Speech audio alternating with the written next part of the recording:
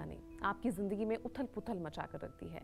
हमेशा किसी ना किसी मुश्किल में आप पड़ जाते हैं। तो ऐसे में उज्जैन के 84 महादेवों में से किस महादेव की पूजा आपको ज़रूर करनी चाहिए?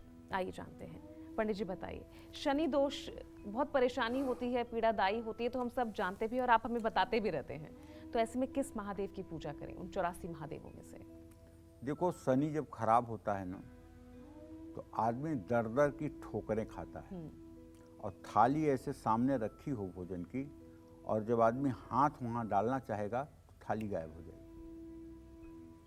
मतलब शनि के बारे में तो ये समझ लो पूजा कि राजा विक्रमादित्य के ऊपर जब शनि की 7.5 चली थी, तो जंगल में शिकार खेलने गए थे, वो भटक गए थे और रात हो गई।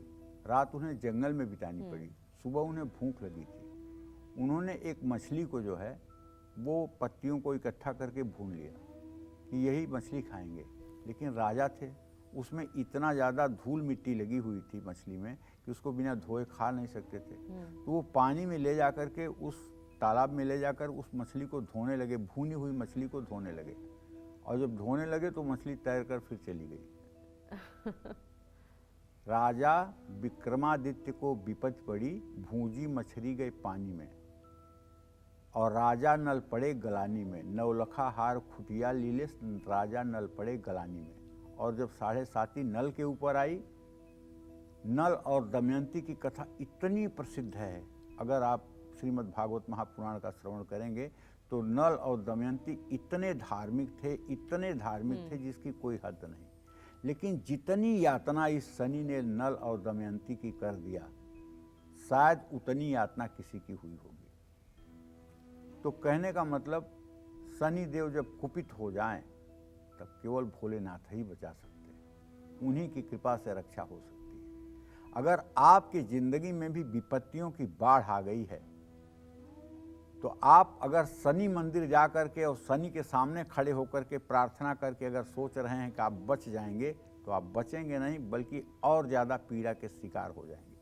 क्योंकि शनि से कोई आंख मिलाए, ये शनि को बर्दाश्त नहीं है।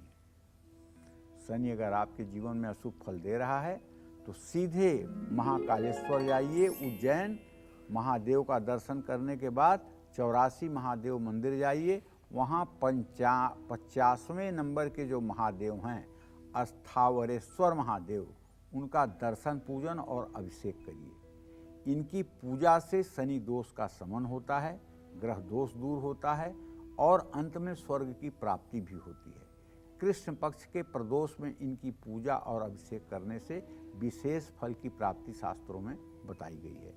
काले अंगूर के रस से अगर इनका अभिषेक कर दिया जाए, तो निश्चित रूप से सद्य आपको शनि के दुष्प्रभाव से मुक्ति मिलती है। अभिषेक के बाद दान में तिल, तेल, लोहा, काली उड़द का दान करना चाहिए।